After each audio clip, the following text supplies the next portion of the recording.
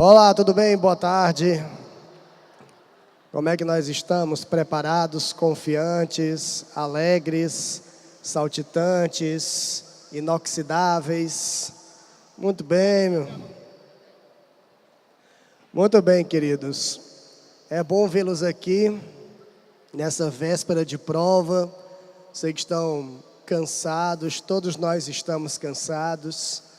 Mas amanhã você vai confirmar tudo aquilo que você estudou no decorrer do ano, tudo aquilo que você exercitou, todo o tempo que você disponibilizou para a sua preparação. Amanhã vai haver a confirmação disso. Com muita confiança. Já conferiram o local de prova? É perto ou é longe? Que coisa maravilhosa. Se for perto, ótimo. Se for longe, melhor ainda, que volta tarde. E aí depois você vai, relaxa, passeia pela praia, dá uma volta pelo calçadão, corre na praça, toma um sorvete e o escambau. Pois muito bem. Vamos aqui participar de um momento de revisão. Então vamos revisar aqui muita coisa interessante que diz respeito à área de linguagens, e tudo está baseado aí no seu maravilhoso, fundamental e indiscutível material com questões. A revisão vai ser assim, na base da resolução de questões, tá bom? Vocês devem ter recebido o material logo no início, na página 3, já temos as questões que são correspondentes à nossa parte.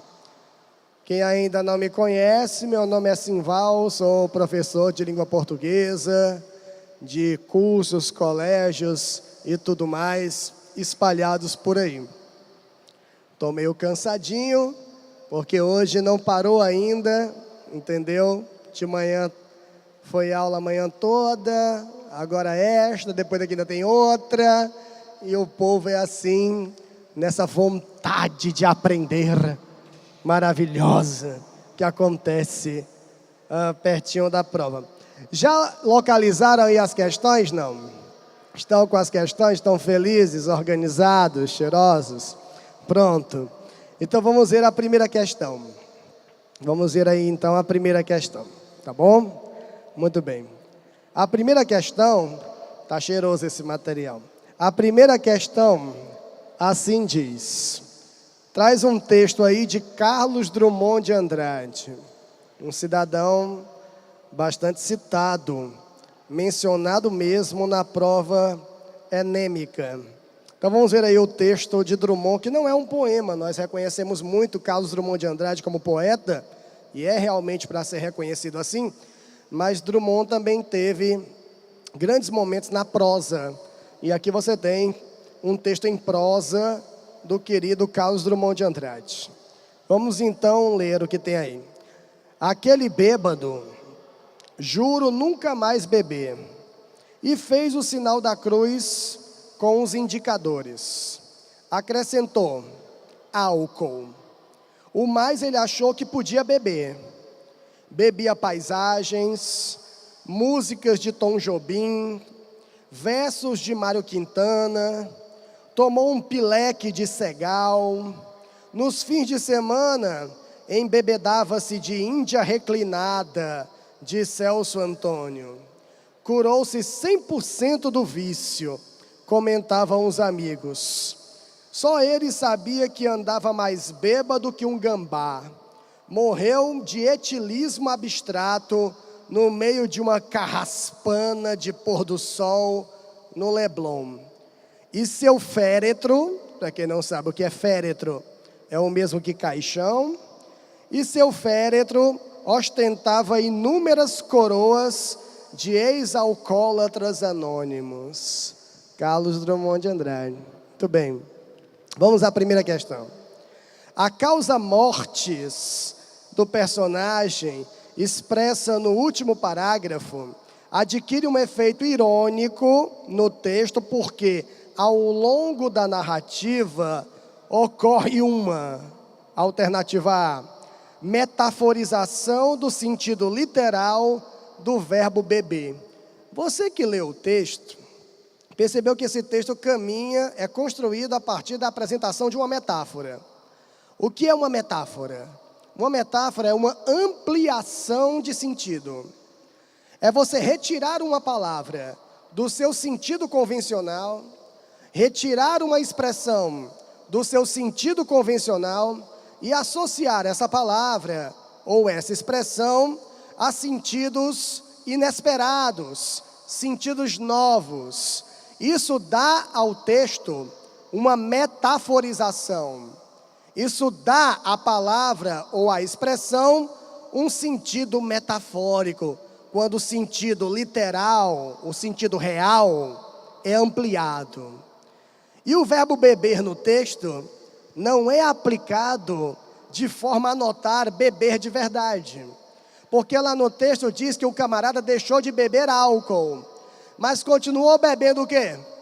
Músicas de Tom Jobim, obras de Lazar Segal, poemas de Mário Quintana. Então o verbo beber sai do seu sentido convencional e ingressa em um sentido figurado, em um sentido longe do seu sentido real. Portanto, existe aí um sentido metafórico.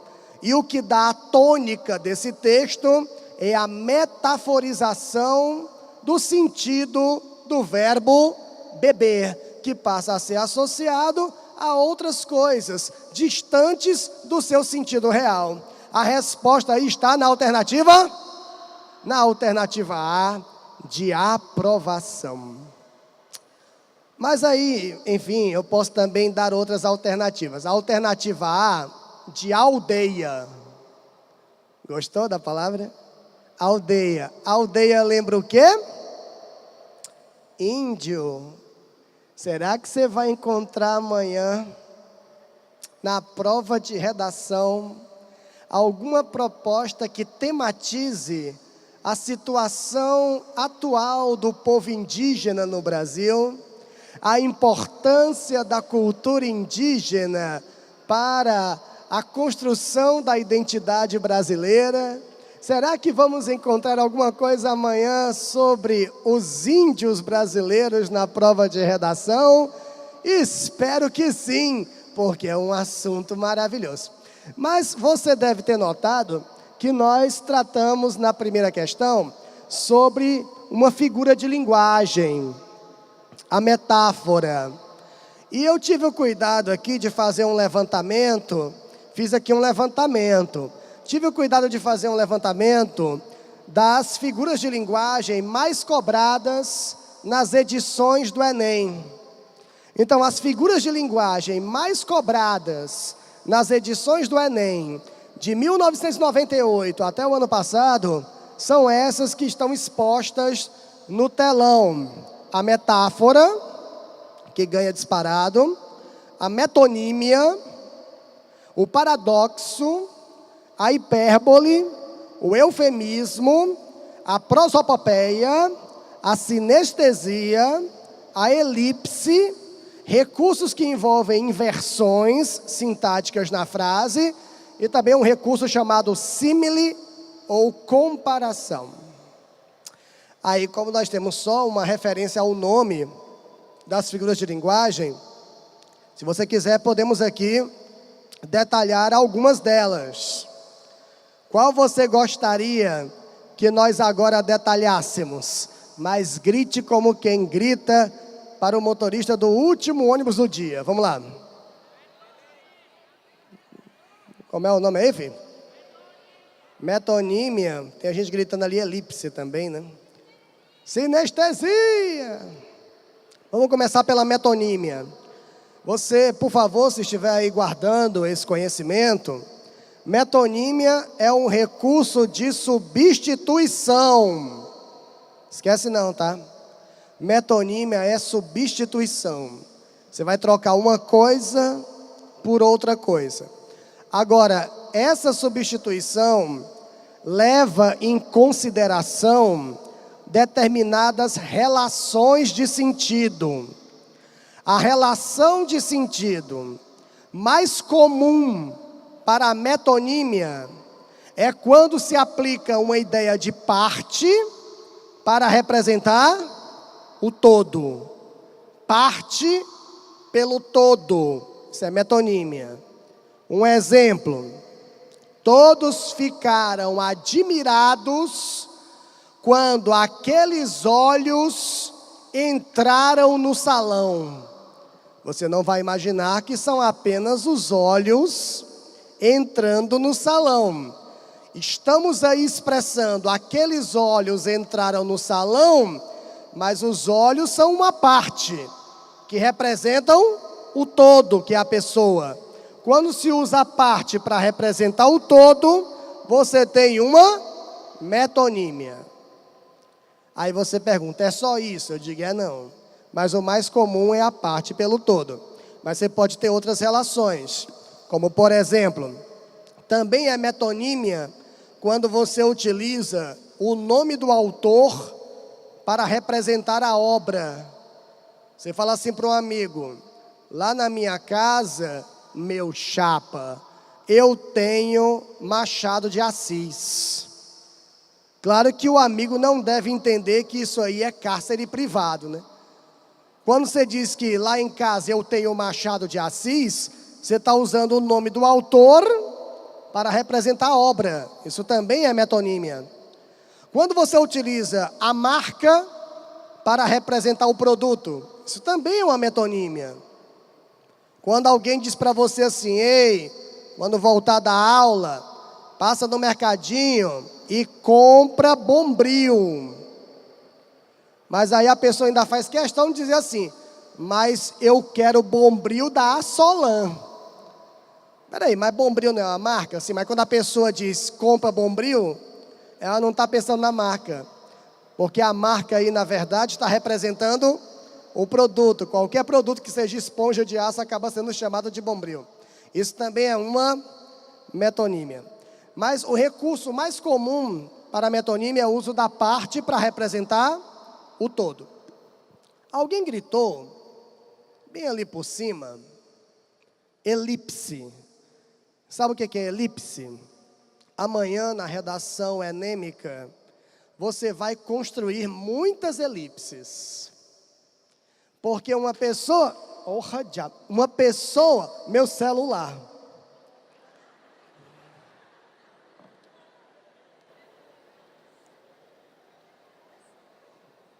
Quebrou? Quebrou a cadeira. Olha como o celular tá. É muita mensagem, né? Pesou que rachou a cadeira, que eu nunca vi isso na minha vida. No celular, tu já viu? E o Normando dizendo, senta aí. Eu digo, jamais. Entendeu? Porque as pessoas querem ver a queda do professor. Certo? Derrubar presidente, nem pensar. Agora, professor é só o que tem querendo. Tá aí, ó. Mas, enfim, o que acontece é o seguinte. Eu estava falando naquele dia, antes do pequeno acidente natural que aconteceu aqui. Isso é sinal de sorte. Isso é a paranormalidade. Entendeu? Tem uma energia muito boa aqui que chega a quebrar uma cadeira. Olha aquela ali rachando. Pois bem, não, mentira, olha para cá. Veja, é o seguinte, amigo. Eu estava dizendo para você sobre elipse. Amanhã, na sua redação, você vai mostrar tudo que você tem de melhor na construção de um texto. O que você tem de melhor. Então você vai ali utilizar muitos momentos com elipses. Sabe para que serve uma elipse? A elipse serve para você enxugar o texto. Para o seu texto ficar mais econômico. Se eu digo assim, ó, nós vamos passar. Qual é o sujeito? Nós. Se eu disser simplesmente, vamos passar. Qual é o sujeito? Nós. Então você percebe que a frase pode ser apresentada sem o nós. Eu posso retirar o nós sem prejuízo para o texto. Isso é uma elipse.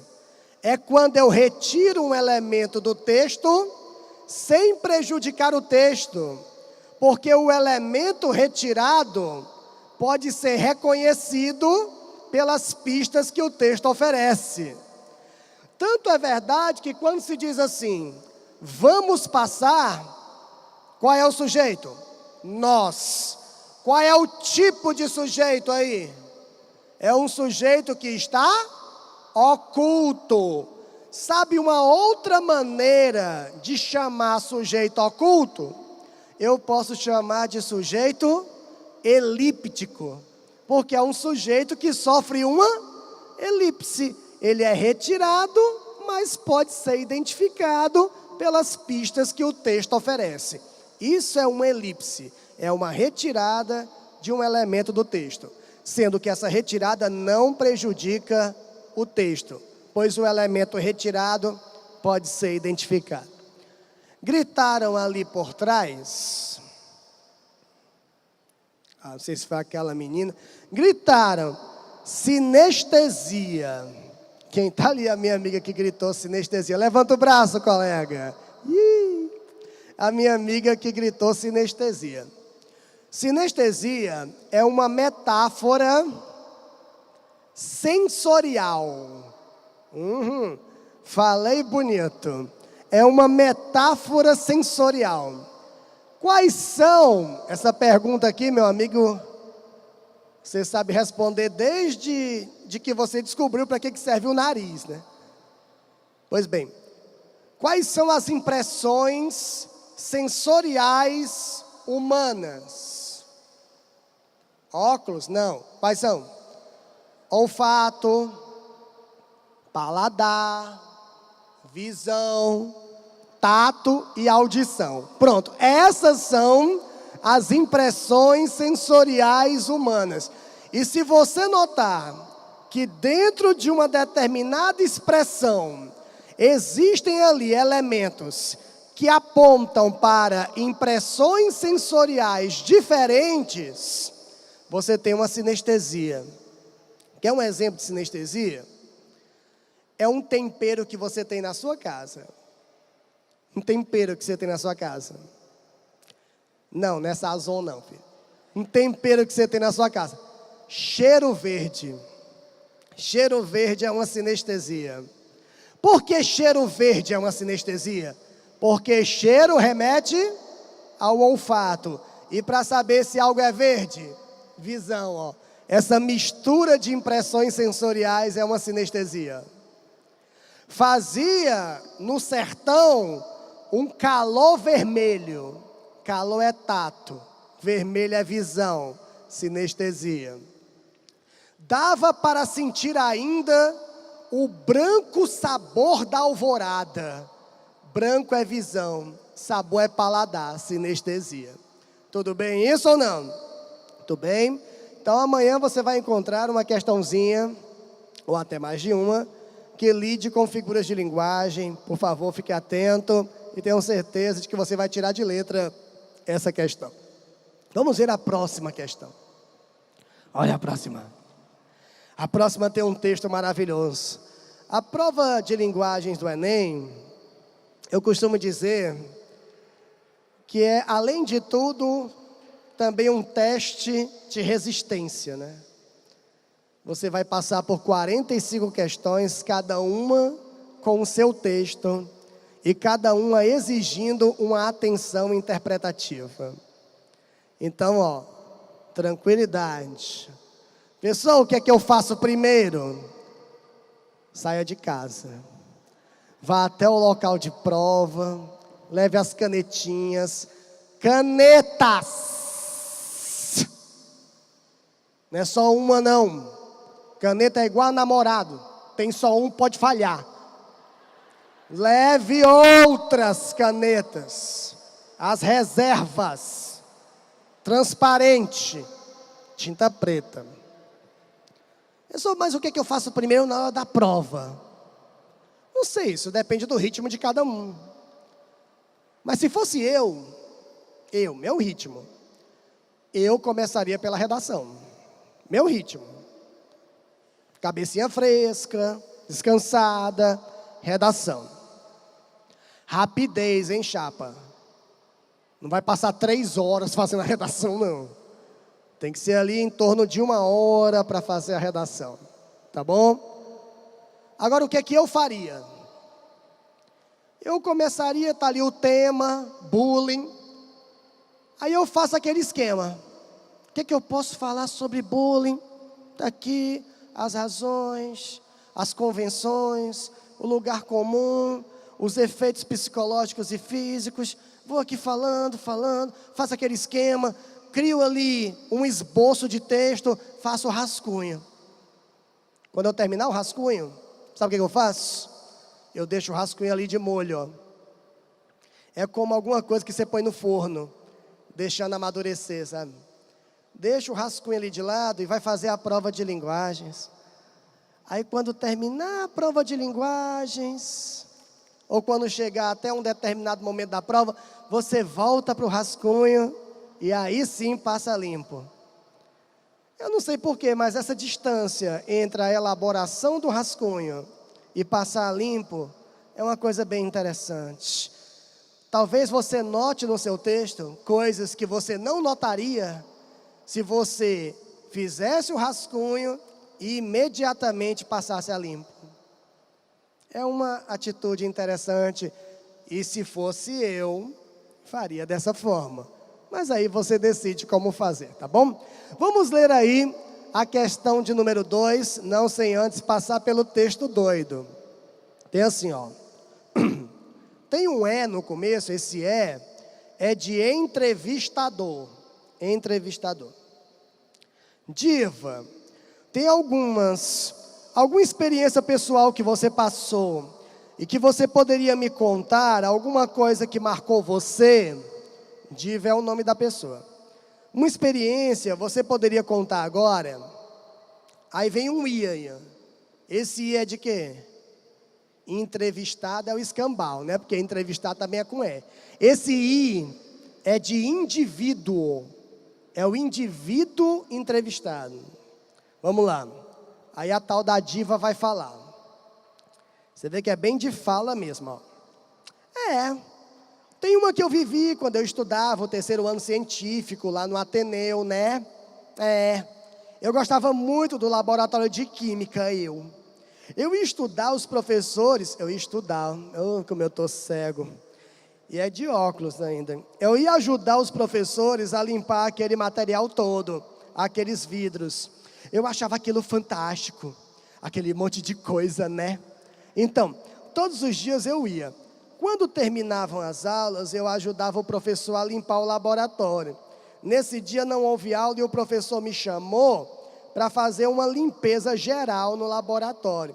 Chegando lá, ele me fez uma experiência. Ele me mostrou uma coisa bem interessante, que pegou um becker com meio d'água e colocou um pouquinho de cloreto de sódio pastoso. Então foi aquele fogaréu desfilando, aquele fogaréu.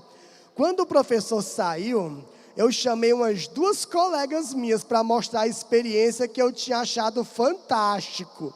Só que eu achei o seguinte: se o professor colocou um pouquinho, foi aquele desfile, imagine se eu colocasse mais. Peguei o mesmo becker, coloquei uma colher, ajeitei os óculos. Uma colher de cloreto de sódio, foi um fogaréu tão grande, foi uma explosão. Quebrou todo o material que estava exposto em cima da mesa. Eu branca, eu fiquei, olha, eu pensei que eu fosse morrer, sabe? Quando o colégio inteiro correu para o laboratório para ver o que tinha sido. Ô, esculhambação.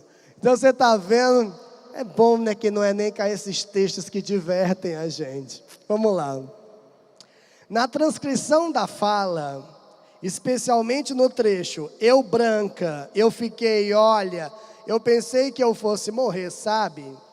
Há uma estrutura sintática fragmentada, embora facilmente interpretável. O texto é bem fragmentado, mas você consegue compreender o que tem nele. Sua presença na fala revela o quê? Alternativa A: distração e poucos anos de escolaridade. Verdadeiro ou falso? Isso é falso, amigo. O que nós temos aí é uma reprodução da linguagem falada. Nós temos aí um texto que reproduz a espontaneidade da fala. Isso aí não depende da escolaridade. Ora, eu Sou professor de língua portuguesa, graduado e pós-graduado. Sou professor há 22 anos.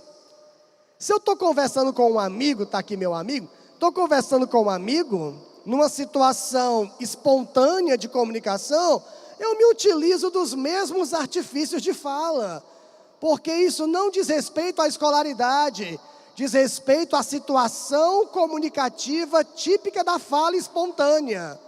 Portanto, a A é falsa. Vamos a B. Falta de coesão e coerência na apresentação das ideias. Verdadeiro ou falso?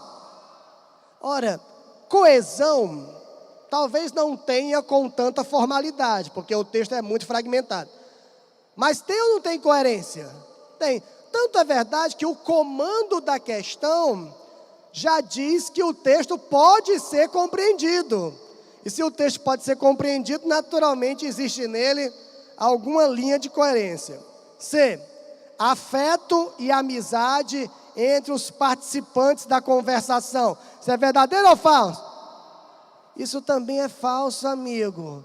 Você notou que lá no texto, aqueles que estão conversando são designados assim, entrevistador e indivíduo? O que nós temos aí é uma situação de entrevista, o que não pressupõe que haja qualquer intimidade entre aqueles que conversam.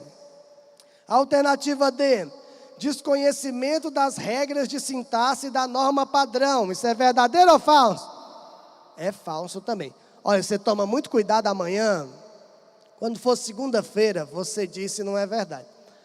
Amanhã, você vai encontrar, lá na prova enêmica, questões na área de linguagens, que vão trazer alternativas assim. O autor do texto desconhece a gramática normativa. Amigo, tome cuidado com essas alternativas, viu? Cuidado. Já imaginou um texto, um poema bem regional? Um poema bem regional, com aquelas palavras típicas do vocabulário regional, que alguns bestas acham que é errado, mas alguns que são espertos percebem que aquilo ali é só uma transcrição fiel da fala regional. Ou seja, alguém que elabora um texto com regionalismos, por exemplo, isso não é prova de que quem elaborou desconhece a gramática padrão. Isso é prova de que quem elaborou fez a opção por uma linguagem regional. Compreende isso ou não?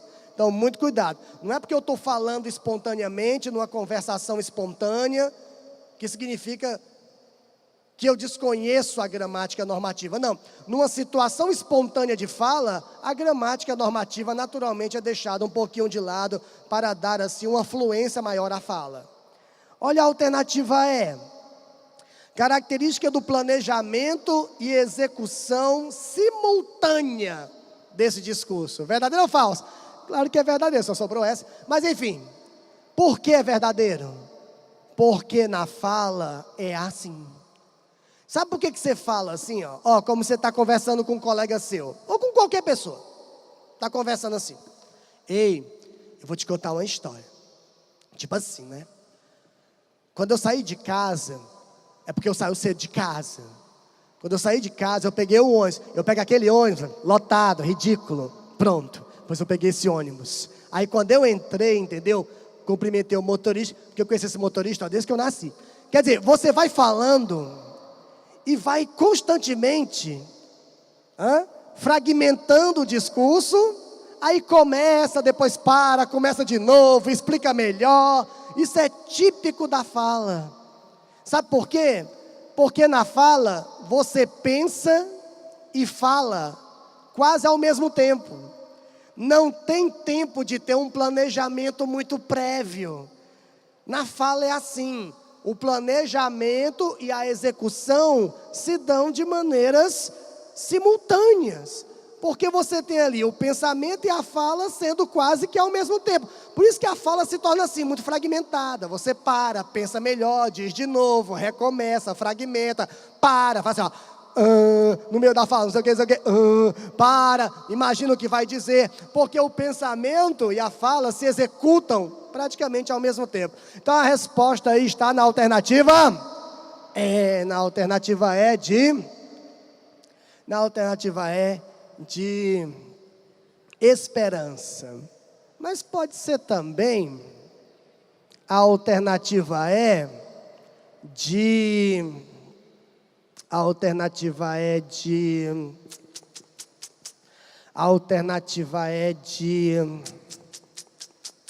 engenharia de trânsito. Mas por que engenharia de trânsito? Já pensou, amanhã na redação, hein? Alguma coisa sobre mobilidade urbana? Ou então, acessibilidade. Acessibilidade. Que tema interessante para uma redação. Considerando sempre que você deve avaliar o assunto de uma maneira mais original, de uma maneira mais crítica. Então eu recomendo a vossas excelências, na redação sobre acessibilidade, que estabeleçam uma diferença entre acesso e acessibilidade. Se existe uma rampa para ter acesso a este equipamento, beleza, isso é acesso. Este equipamento possui acessibilidade. Só que a acessibilidade é um conceito mais amplo. Acessibilidade é uma política pública. Não adianta um ginásio desses ter uma rampa de acesso, se esse acesso não existe desde a sua casa até aqui. As calçadas não têm acessibilidade. As praças não têm acessibilidade. As ruas não têm espaço de acessibilidade. Enquanto não houver uma política pública geral de acessibilidade, o que vai haver na cidade são alguns equipamentos com acesso, mas não há uma política pública efetiva de acessibilidade. Use isso na sua redação. É original, é interessante. Tudo bem? Tudo bem. Você vê que ele está falando de redação também. Nem era para falar, né? Mas eu vou falando também, porque eu falo demais. A minha vida é assim, cara. Eu sou uma matraca. Desculpa. Vamos à questão 3. Antes de pedir desculpas novamente, gostaria de passar aqui meus slides. Nós falamos aqui sobre um texto que trata de uma linguagem que é típica da fala. E amanhã você vai encontrar questões que vão lidar com esse assunto aí, ó. Variação linguística. Mas como você vai encontrar? E você vai perceber que a variação da língua se dá por vários fatores. E aí você tem alguns desses fatores que podem incidir sobre a língua, mostrando como a língua pode ser variável, de acordo com a faixa etária, de acordo com a região, de acordo com o gênero, porque a linguagem identifica gênero, é verdade. A situação socioeconômica, o grau de escolaridade, o mercado de trabalho, as redes sociais, o estilo e o tempo.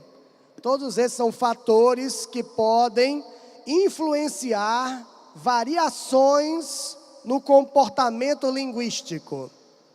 Tudo bem isso ou não? Tudo bem. Vocês notam, e não veja isso de uma maneira preconceituosa, pelo amor de Deus. Amanhã vão testar isso, tá? Não veja de uma forma preconceituosa. Variação linguística é algo fundamental para a manutenção da identidade linguística de uma comunidade, de uma sociedade, de uma região, de uma época e por aí vai. Você quer que explique algum desses pontos? Não. Se quiser, grita bem alto. Algum desses pontos? Qual? Faixa etária? Faixa etária. Você tem irmão mais novo? Tem não? Tem irmão mais velho? Tem não? Você é filho único? Valha. Pois bem, mas um dia vai ter filho. Porque a humanidade, se não procriar, não vive. Vai procriar. Depois do Enem, tá? Favor. Aí vai procriar. Quando tiver menino ou menina, você sabe que a linguagem de uma criança identifica que ela é criança, né? A linguagem de um jovem identifica que ele é jovem. A linguagem de uma pessoa mais velha identifica que é uma pessoa mais velha. Então a faixa etária, a idade, também influencia nesses fatores de variação de linguagem. Tá bom? Tudo bem? Pode passar? Qual? Estilo? Estilo está muito ligado à questão da linguagem artística. Artística. Por exemplo, por meio do reconhecimento do estilo, você consegue saber, por exemplo, se o texto é de fulano ou de cicrano. Por exemplo, você pode reconhecer um texto de Machado de Assis, mesmo sem saber que é de Machado de Assis. Você pode reconhecer pelo estilo de linguagem. Você pode reconhecer que um poema é de Patativa do Assaré, mesmo sem saber que é de Patativa do Assaré. Você vai pelo estilo de linguagem. Tudo bem? Então, o estilo também é um fator de variação. Qual? Gênero. Gênero. Você, como é seu nome, minha amiga? Filma ela. Como é seu nome? Como? Heleneide, não é verdade? Ela. Heleneide. Levanta o braço, Heleneide. Pronto, pode abaixar. Heleneide, quando você conversa com as suas amigas, você usa aquela linguagem que você reconhece que quem está falando é uma mulher. Você sabe ou não quando quem está falando é uma mulher? Sabe? Como você sabe que quem está falando é um homem? É gênero. Mulher, homem. Como você sabe que quem está falando é uma transexual? Porque a linguagem também identifica. Compreende? Então, a linguagem é identificadora também de gênero. Isso é bem interessante. Tá bom? Diga. Tempo é entender que a linguagem muda com o passar do tempo, né?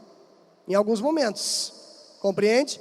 O melhor exemplo disso é, se você pegar bem lá no passado, na época em que a vaca falava, havia uma expressão portuguesa, muito empregada aqui no nosso glorioso país, né? Vossa mercê. Só que com o tempo, vossa mercê passou para quê? Vós mercê. De vós mercê passou para quê? Você. De você passou para C. De C passou só para a letra C. Agora VC. Agora não é nada, bota só um emoji, já era. Entendeu? Então, com o tempo, a linguagem vai se modificando, né? Algumas palavras, expressões vão sendo acrescentadas, outras vão caindo em desuso. Isso mostra como a língua é variável com o passar do tempo também, né? Tudo bem isso ou não? Tudo bem? Muito bem, meus queridos, curiosos, preparadíssimos, cheirosos. Amanhã perfumem, prova Enem. E amanhã relaxa, chapa, relaxa. Prova é cansativa amanhã. Não foram vocês que pediram?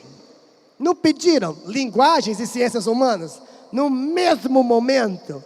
Agora aguenta, coração. Não pediram? Mas está lá. Não foi uma pesquisa? Não foi uma votação? Que mais uma vez provou que o brasileiro não sabe votar? Pois muito bem, então tá aí. Aguenta agora, viu?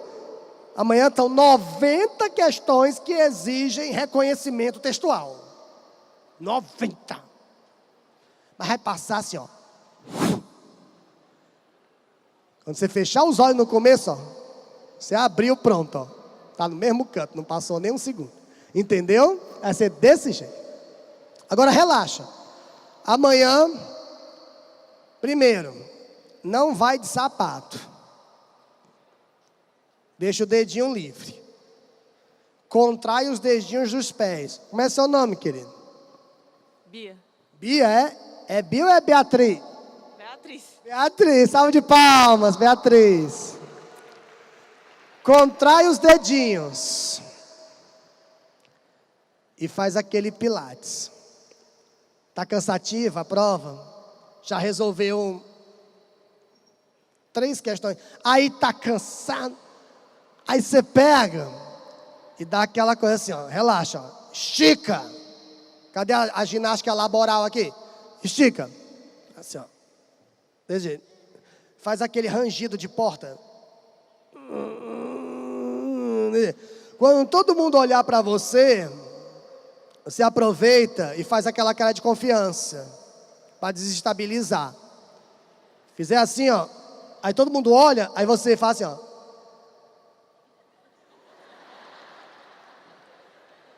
Aquela cara assim de que meu filho já fez a redação e estou quase terminando linguagens. Entendeu?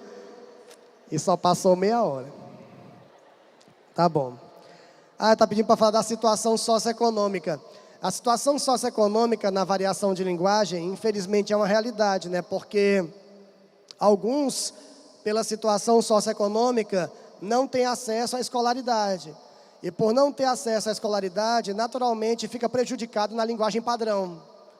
Então, às vezes, a linguagem é variável também por causa da perspectiva socioeconômica. Tá certo? Vamos passar aqui adiante, vendo a próxima questão. Depois deste momento aqui, relaxei. Caros, com vocês passa tão rápido. Vamos ver aqui a questão 3. De quem é essa questão? Ou melhor, de quem é essa questão? Estou cansado. De quem é esse texto? Luiz Fernando Veríssimo, desculpa aí. Está sempre no Enem também. Vamos ler o texto. Da timidez. Ser um tímido notório é uma contradição. O tímido tem horror a ser notado, quanto mais a ser notório. Se ficou notório por ser tímido, então tem que se explicar. Afinal, que retumbante timidez é essa que atrai tanta atenção? Se ficou notório, apesar de ser tímido, talvez estivesse se enganando junto com os outros e sua timidez seja apenas um estratagema para ser notado. Tão secreto que ele nem sabe. É como no paradoxo psicanalítico. Só alguém que se acha muito superior procura um analista para tratar um complexo de inferioridade, porque só ele acha que se sentir inferior é doença. O tímido tenta se convencer de que só tem problema com multidões, mas isto não é vantagem. Para o tímido, duas pessoas são uma multidão. Quando não consegue escapar e se vê diante de uma plateia, o tímido não pensa nos membros da plateia como indivíduos, multiplica-os por 4, pois cada indivíduo tem 2 olhos e 2 ouvidos, 4 vias, portanto, para receber suas gafes. Não adianta pedir para a plateia fechar os olhos ou tapar um olho e um ouvido para cortar o desconforto do tímido pela metade. Nada adianta. O tímido, em suma, é uma pessoa convencida de que é o centro do universo. Vamos agora ao ato maravilhoso de passar a página. Muito bem. E que seu vexame ainda será lembrado quando as estrelas virarem pó. Você é tímido? Quem é tímido aí, levanta o braço. Eu sou muito tímido, cara. Muito. Agora, eu acho que foi Deus que me deu o dom de falar para muita gente. Agora, quando eu falo com uma pessoa só, eu fico extremamente tímido. Por isso que eu nunca dei aula particular na minha vida. Fico tímido, com uma pessoa só, não sei nem o que dizer. Quando tem muita gente, a gente fresca. Vamos lá então. Entre as estratégias de progressão textual presentes nesse trecho, identifica-se o emprego de elementos conectores. Olha, já me fizeram muito essa pergunta aí, ó. Muito. Cai gramática no Enem? E a resposta é simples. Cai. Cai sim. Se não é aquela gramática tradicional, convencional, é a gramática aplicada ao texto. E nós tivemos aqui o cuidado, meus queridos, de fazer um levantamento dos elementos gramaticais mais cobrados na prova do Enem, desde 1998, na primeira edição, até o ano passado. Então, o que mais cai de gramática na prova do Enem é pronome. Cai demais pronome, demais. Principalmente aquela questão que pede para você identificar se o emprego do pronome está ou não de acordo com o uso padrão da língua. Por exemplo, tem lá no meio de uma tirinha, eu encontrei ele. Esse eu encontrei ele é marca de uma linguagem padrão ou de uma linguagem coloquial? Eu encontrei ele, padrão ou coloquial? Coloquial. Se fosse padrão, seria como? Eu o encontrei. Me diga, a colocação do pronome aí, indica uma linguagem formal ou informal? Informal. Se fosse formal, seria como? Diga-me. Compreende? É essa percepção. Verbo cai demais, verbo é tão bom. Quando você está com alguma coisa que te estressa, conjuga verbo. Verbo é bom demais. Conjuga aquele verbo bem difícil que relaxa. É espontâneo, deixa você relaxado. Terminou o namoro, conjuga verbo. Topique lotou, conjuga verbo. Entrou no banheiro, fez o que tinha que fazer e só depois descobriu que não tinha papel, conjuga verbo. Porque verbo relaxa, descontrai, deixa você leve com o mundo. Verbo é bom, verbo cai muito também. Principalmente a identificação de verbos que são típicos em alguns gêneros textuais. Por exemplo, qual é o tipo de verbo que é muito comum numa receita? Tipo de verbo que é comum numa receita. Verbo no modo imperativo. Lá no modo de preparo, quando tem assim, pegue, adicione, misture, bata, são formas do modo imperativo. O reconhecimento dos verbos e a sua utilidade textual. Advérbio, cai muito. Sabe como é que cai questão de advérbio? É aquela questão que pede para você identificar qual é o valor de determinadas expressões adverbiais. É aquela questãozinha que pede para você identificar se a expressão ali grifada ou destacada indica causa, tempo. Lembra isso? Questãozinha assim, já viu? Se indica finalidade, se indica consequência, que são noções adverbiais. E também conectivos, conjunções, que é o caso aqui dessa questão que nós vamos responder.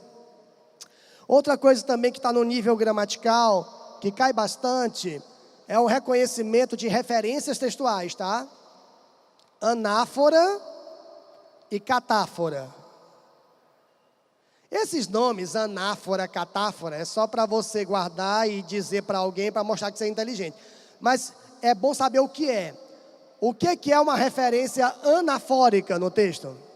Anafórica é quando se aplica um elemento no texto para fazer referência ao que já foi citado, ao que é citado antes. Então isso é anafórico.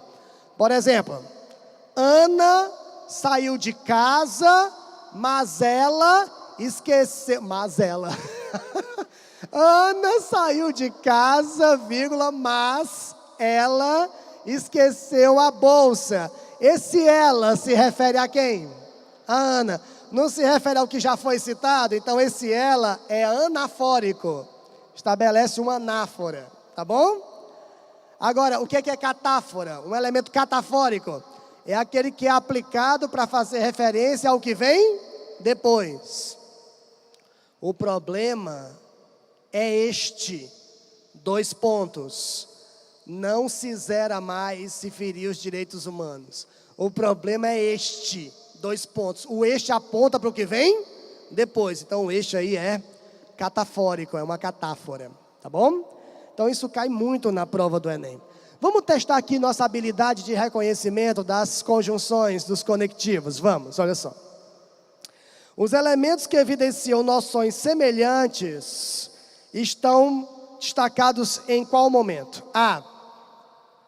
Se ficou notório por ser tímido. Qual é a ideia presente neste se? Se ficou notório. Se ficou notório é o mesmo que dizer caso tenha ficado notório.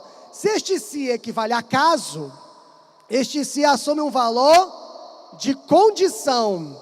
Então é um valor condicional. Vamos ver se o outro se também é condicional. Então tem que se explicar. Este se aí indica condição? Não. Quando tem que se explicar, tem que explicar seus próprios motivos. Tem que explicar sua própria atitude. A ação retorna para quem pratica. Se a ação retorna para quem pratica, o valor aí é reflexivo. Você tem aí um valor reflexivo, porque a ação retorna para quem pratica. Tudo bem isso? Quiser lembrar o que é uma coisa reflexiva no texto, você dá um tapa na própria cara. Cadê? Faz aí, amigo. Um tapa na própria cara. Filma aí. Um tapa na própria cara. Quer fazer não? Quem que está dando... Tá aí, vai filmar. Um tapa, vai. Um tapa na própria cara, vai. Eu não. Pois bem, ó. É assim, ó. Eu faço por você. Você dá um tapa na própria cara. Quem que vai dar o tapa? Eu. Quem que vai sofrer o tapa? Eu. Isso é, ó. Reflexivo. Entendeu? Eu estudei o suficiente para não ter que estar batendo na minha própria cara, logicamente. Mas vamos lá, então. Então, o se aí que está na alternativa A não tem a mesma noção nas duas ocorrências. B, então tem que se explicar. Qual é o valor do então?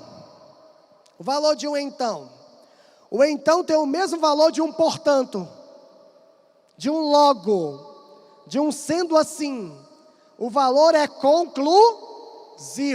Muito bem. E em seguida, quando as estrelas virarem pó? Quando? Qual é o valor que se estabelece na conjunção quando? Tempo. O então é conclusão, o quando é tempo. São valores bem diferentes. C. Ficou notório apesar de ser tímido. Ei, quando você usa um apesar de, qual é o valor que se estabelece aí? É um valor que representa um tipo de oposição. Apesar de. Apesar de está no mesmo nível de um embora. Embora, mesmo que, ainda que, apesar de, indica um tipo de oposição. E a outra? Mas isto não é vantagem. E o mas? Quando você aplica o mas, qual é o valor que se estabelece aí? Também é um tipo de oposição. Então, tanto o apesar de como o mas revelam um valor muito próximo, que são valores ligados à ideia de oposição. A resposta está na alternativa C. Na alternativa C, de confiança acima de tudo. Tudo bem? Mas pode ser a alternativa C de quê também? A alternativa C de confiança, mas pode ser também a alternativa C de... Alternativa C de... Ah, sei lá, a cadeira quebrou, né? De cadeira quebrada. A cadeira quebrou, mas é de plástico. E plástico pode ser reciclado. Já pensou um tema amanhã interessante sobre reciclagem? Ou por que não, um tema que lide com outros R's? Quais são os 3 R's? Reciclar, reaproveitar, reutilizar. Ei, que tal um tema também que lide com não só reciclagem, mas também um tema que lide com a economia. Economia de água, economia de energia, economia dos recursos naturais. Faz tempo que não cai no Enem uma proposta de redação de temática ambiental. Muita gente está esperando para amanhã uma temática ambiental. E se tiver, você vai tirar de letra, tenho certeza disso. E por falar em tirar de letra, vamos aqui à próxima a questão número 4, já que a terceira aí já foi respondida, a alternativa C de confiança. Confiança, hein, chapa? Terminou a prova, tem gente que é besta, vou falar gente besta aqui. Terminou a prova, tá com um amigo, aí você pergunta logo pro amigo, ei, aquela primeira questão de linguagens, aquela primeira, entendeu? Que tinha aquele texto, pronto. O que tu marcou na primeira? Aí o colega, eu marquei B. Vixe, errei, eu marquei C. Por que você errou? Confiança, amigo. Quando perguntar para o colega, o que tu marcou? Marquei B. Pois você errou. Que eu marquei C. Confiança. Quando sair o gabarito oficial, você vai ver. Resposta era D. Vamos lá. Aí vem aqui, olha uma propaganda, texto publicitário. A gente vê, ó, gente branca. É muito legal, né? Vamos ver aí, então. Olha só. Eu não estou enxergando droga nenhuma que tem aqui. E se eu tirar os óculos, aí é que eu não enxergo mesmo. Então tem assim, ó. Tudo que sua mãe sonha ganhar. Aí tem uma meninazinha aí, né? Aí tem lá. Não sei, curta e compartilhe qualquer coisa aí. Pois bem, considerando a propaganda e a função da linguagem que predominantemente encontra-se nesse gênero textual, observa-se que está presente qual função? Amigo, amanhã você vai encontrar pelo menos 3 questões, essa é a média, pelo menos 3 questões envolvendo as funções da linguagem.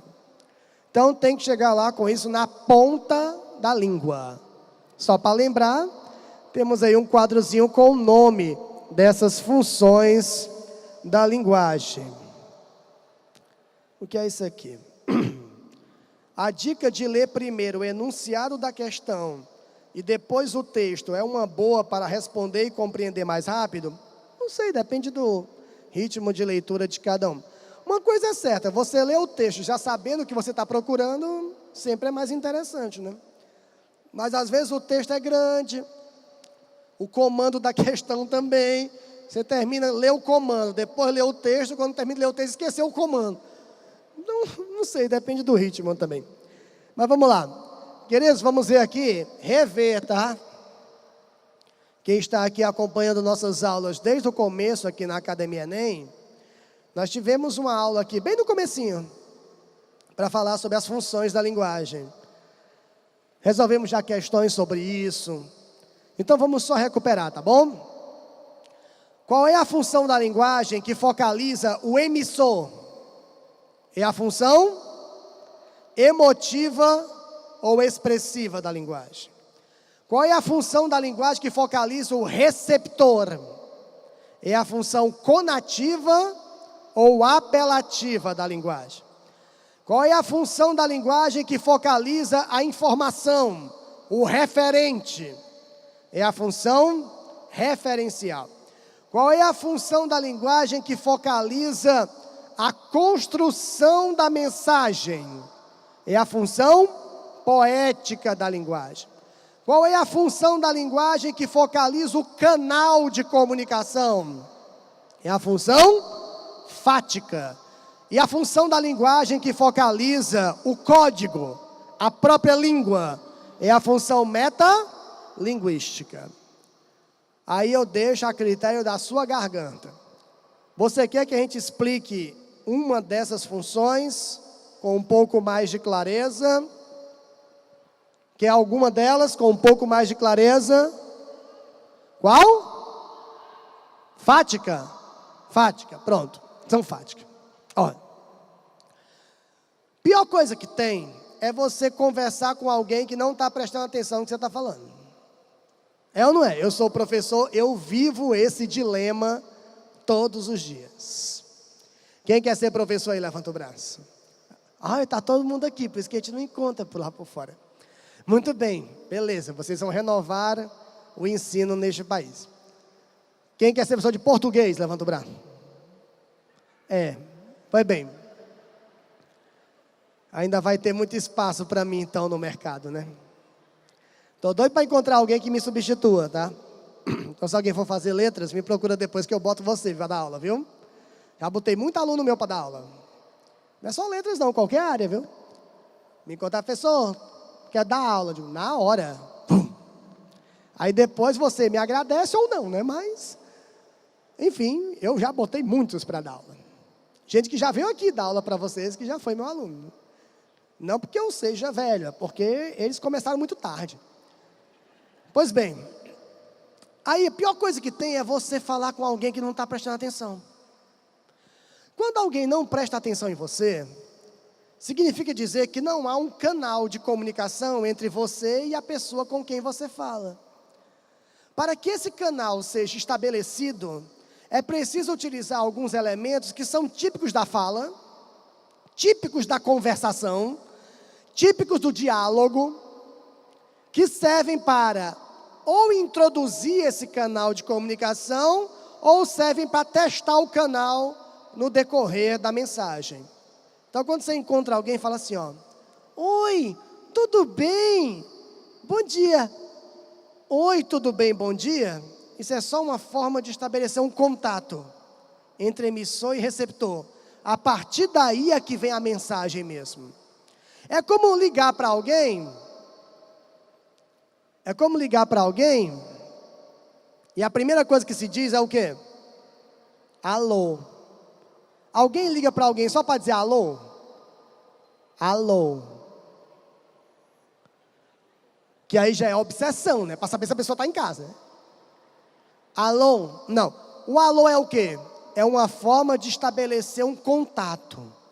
Quando a outra pessoa lá diz alô, aí o canal de comunicação se completa. Aí é que vem a mensagem. Então, os elementos fáticos são esses. Ó, alô, oi, tudo bem, bom dia e tal. Essas formas são fáticas, estabelecem um contato, o canal de comunicação. E no meio da mensagem aparecem elementos fáticos. Deixa eu perguntar para você. Se durante uma aula, um professor, no meio da aula, vê que tem uma rapaziada que não está prestando atenção, daí o professor pega e fala assim, ó, ei! Até a repórter olhou. Você vê que um ei de um professor é melhor do que um tiro, né? Para calar a boca do povo, é verdade. Tá aquela zoada, você pode dar um tiro aqui. Mas se o professor fizer assim, ó, todo mundo tá internalizado nessa coisa de você parar quando houve um psiu de um professor. Se no meio da aula o professor fala assim, ó, ei, presta atenção. Esse presta atenção é fático ou é apelativo? Fático ou apelativo? É fático. Sabe o que é fático? Porque não faz parte da mensagem. É só uma maneira de restabelecer o canal de comunicação. Tanto não faz parte da mensagem, que se todo mundo tivesse prestando atenção, o professor daria a aula dele todinha, sem precisar dizer, presta atenção. Esse presta atenção é só para restabelecer o canal de comunicação, então é fático. Tudo bem isso ou não? Tudo bem. Então vamos resolver aqui a questãozinha que lida com funções da linguagem, coisa boa. Revisa isso, hein? Se ainda não tem a segurança, por favor, pegue os seus materiais e revise. Vamos lá. Considerando a propaganda e a função da linguagem, o que é que nós observamos aí? A presença da função conativa, emotiva, poética, fática ou metalinguística? Cara, é uma propaganda. A propaganda traz o seguinte texto. Tudo que sua mãe, este sua se refere a quem? Ao receptor da mensagem. Lá no cantinho tem, curta e compartilhe. Isso se refere a quem? Ao receptor da mensagem. Se o texto faz referências diretas ao receptor da mensagem, é sinal de que o texto tem marcas da função conativa ou apelativa da linguagem. Não esquece a palavra apelativa, que é quando o texto faz um apelo ao receptor da mensagem. Portanto, a resposta está encaminhada para a alternativa A. A alternativa A de aprovação. Ou então, Alternativa A de alimentação. Você já pensou se amanhã cair uma proposta de redação que trate sobre alimentação saudável? Obesidade. Eu, Normando? Obesidade. Ou então, uma proposta de redação que trate sobre a idolatria do corpo, a busca por um corpo que muitas vezes não é saudável, mas um corpo que apenas busca refletir em posições midiáticas e modistas. Aquela coisa assim, que a pessoa vai ver as horas, tem que ver assim, né? Para mostrar que tem substância. Passei demais. Vamos ver aqui a próxima questão, meu querido, olha só. A próxima traz esse cartaz aí, né? Esse anúncio. A prova do Enem lida muito, né, com questões que são para perceber como os textos têm influência social, né? Como os textos podem despertar conscientização social também. Aqui você tem um texto de uma campanha, que é bem bacana, que fala sobre a invisibilidade da pobreza, que é realmente algo que acontece, infelizmente, neste país. Você tem aí pessoas em situação de miséria, não são pessoas miseráveis. Não existem pessoas miseráveis. Existem pessoas em situação de miséria. Quer que elas deixem de ser miseráveis? Mude a situação delas. Muito bem. Então, pessoas em situação de miséria. E olha o que é que eles estão segurando. Cartazes, ó. Cantora é flagrada tomando água. Cantor estaciona o carro na vaga. Isso mostra o quanto a sociedade dá atenção a notícias extremamente banais e acaba secundarizando os reais problemas sociais, como, por exemplo, a situação de miséria de muitas famílias brasileiras. Essa questão é muito interessante. Você ainda não viu essa questão numa prova enêmica, mas você já viu por aí em algum simulado nacional, coisa parecida. A questão é minha, tá? Muito bem. Só para deixar claro, tem professor que diz que é dele, mentira, é minha. O anúncio expõe a invisibilidade da pobreza, explorando principalmente o que? O contraste, só que o oi era para estar separado, né, chapa? O contraste estabelecido pela banalidade dos anúncios. Sim ou não? Há um contraste evidente entre a banalidade dos anúncios e a situação de miséria das pessoas que estão segurando o anúncio. A resposta está na alternativa A. A alternativa A de aprovação. Muito bem. Ou então de quê? Estou gostando da brincadeira. Ou então de quê? Alternativa A de quê? Arboviroses. Já pensou, hein? Propostazinha de redação amanhã para você falar de dengue, de zika, chikungunya. A grande pergunta é: você sabe escrever chikungunya? É difícil, hein? Muito bem. Mas veja lá. E procure sempre também relacionar a incidência dessas arboviroses ao comportamento social, viu? O comportamento social incide sobre a influência, ou melhor, incide sobre a incidência dessas arboviroses por aí. Vamos ver a questão 6, que também trata sobre as funções da linguagem. Pois vamos voltar aqui para deixar o nosso quadrinho exposto. Muito bem. Questão de número 6. Desabafo. É a questão. É o texto. Desculpem-me, mas não dá para fazer uma crônicazinha divertida hoje. Simplesmente não dá. Não tem como disfarçar. Esta é uma típica manhã de segunda-feira, a começar pela luz acesa da sala que esqueci ontem à noite. 6 recados para serem respondidos na secretária eletrônica. Recados chatos. Contas para pagar que venceram ontem. Estou nervoso, estou zangado. Olha, vê se você se diverte nessa prova amanhã. Lê os textos, não como quem está ali fazendo um exame de próstata. Lê os textos com diversão, chapa. Lê, brinca com o texto, faz a prova sorrir para você. Você já abre a prova assim, né? Tem gente que já pega a prova, abre assim.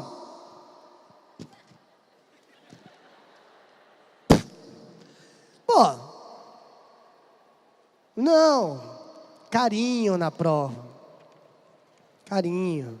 Pega a prova, o caderno de prova, passa a mão antes, bota aqui, ó.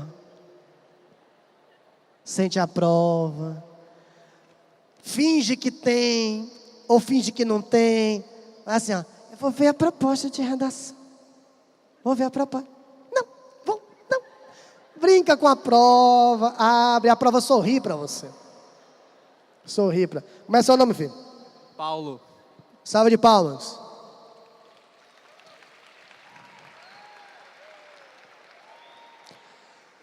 Paulo, não, tudo bem, foi só um nome genérico. Paulo pediu para explicar a função referencial. A gente vai explicar aqui rapidinho as outras a partir da questão, tá bom? Vamos lá. A questão diz assim, ó. Cadê? Tá aqui. Onde é que eu tô, meu filho? Eu me perdi. Pronto, me achei. Brinquei tanto com a prova que a prova brincou comigo. Nos textos em geral, é comum a manifestação simultânea de várias funções da linguagem, com um predomínio, entretanto, de umas sobre as outras. No fragmento da crônica Desabafo, a função da linguagem predominante é a emotiva ou expressiva. Por quê? O discurso do enunciador tem como foco o próprio código. Isso é marca da função emotiva? Não. Se o texto tem como objetivo o próprio código, isso não é marca da função emotiva, é marca da função metalinguística. Isso é metalinguagem. B. A atitude do enunciador se sobrepõe àquilo que está sendo dito. Verdade ou falso? Ei, quem é o enunciador? É o emissor, é aquele que fala. E se a atitude do emissor está em primeiro plano, é porque o texto focaliza o emissor da mensagem. E se o texto focaliza o emissor da mensagem, isso é marca de qual função da linguagem? Emotiva ou expressiva? Perfeito. Vamos ver as outras. C. O interlocutor é o foco. Ei, quem é o interlocutor? É aquele com quem se fala. É o receptor da mensagem. Se o receptor é o foco, qual é a função da linguagem? Conativa ou apelativa? A D. O referente é o elemento que se sobressai. Aí vem Paulo. O que de Paulo? Sumiu Paulo. Está dando entrevista lá. Olha para cá. Como é que eu identifico a função referencial? Fácil. Quanto mais informativo é o texto, mais referencial o texto se torna. Então, a grande marca da presença da função referencial da linguagem é você notar que o texto privilegia a informatividade. O texto apresenta a informação de uma maneira clara, direta, objetiva. Quanto mais informativo é o texto, mais referencial o texto se torna. Tudo bem? Tudo bem. E a última e a E, ó. O enunciador tem como objetivo principal a manutenção da comunicação. Quando se fala em manutenção da comunicação, está falando de quê? Do canal comunicativo. E se o texto tem como foco o canal, a função não é emotiva, a função é fática. Portanto, a resposta aí está bem encaminhada na alternativa B. Na alternativa B de? Não pode ser de outra coisa. A alternativa B de bullying. Já pensou, caindo amanhã, uma proposta de redação que trate sobre bullying? Seria uma boa proposta de redação. Só toma um cuidadinho, tá? Ao falar sobre bullying. Toma só um cuidadinho.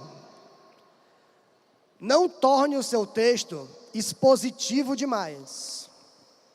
Não esqueça que o texto é dissertativo, argumentativo. Então, levante discussões sobre o assunto. Não fique só apresentando informações sobre o assunto, não. Tá bom? Se quiser citar um exemplo, tem um exemplo bastante recente, né?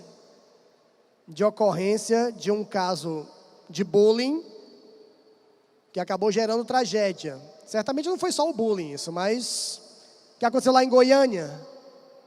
Em Goiânia, numa escola particular de lá, o menino atirou nos colegas, matou 2. Foi assim? Muito bem, pode citar isso lá.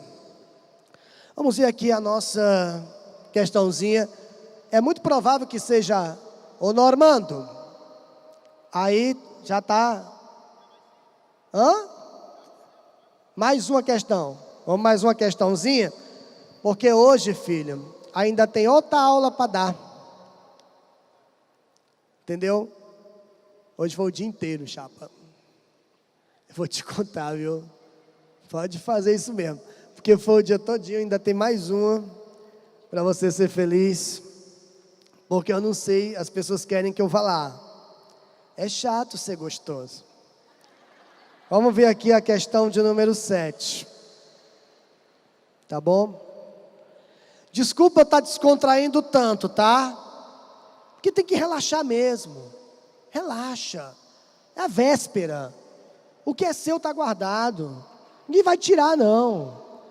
Que é um momento de relaxamento, relaxa. Mais tarde, ó, cinema, Thor. Vai pro Thor. Cinema, sorvete, ou qualquer coisa que lhe deixe feliz. Mas muito bem. Assum preto, eu choro. Eu vou até enxugar aqui uma lágrima, porque eu choro mesmo com assum preto. Que meu pai cantava para mim quando eu era criança. Ele queria que eu chorasse, né? Logicamente, porque é uma canção triste, né? Não vou cantar porque a voz está muito ruim. Mas você conhece Assum Preto, não conhece? Canto não. Assum Preto, ó. Tudo em volta. Né? Você conhece, né? Tudo em volta é só beleza.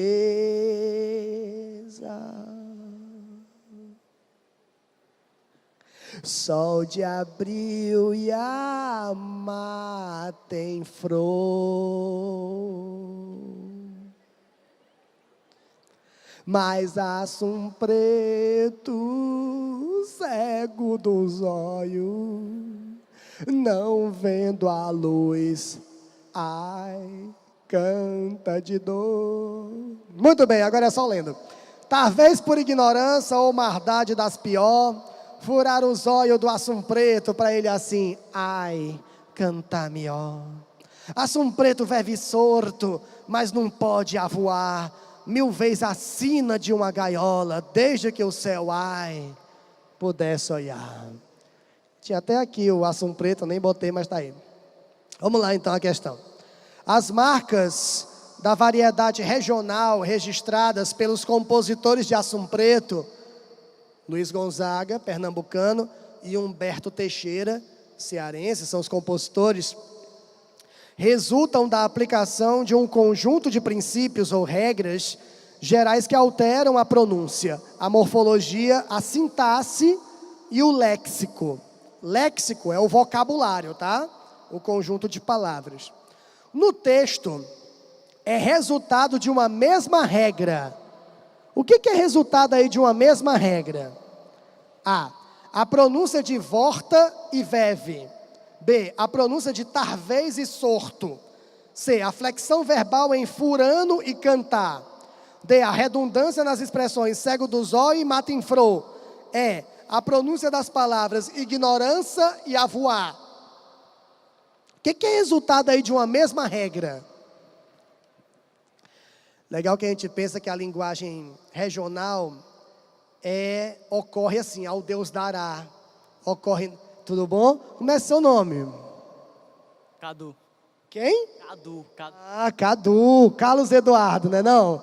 Salva de palmas. Toda abotoada, até aqui. Será que faz calor, hein, Cadu? Daqui a pouco eu leio o bilhetinho de Cadu. Olha,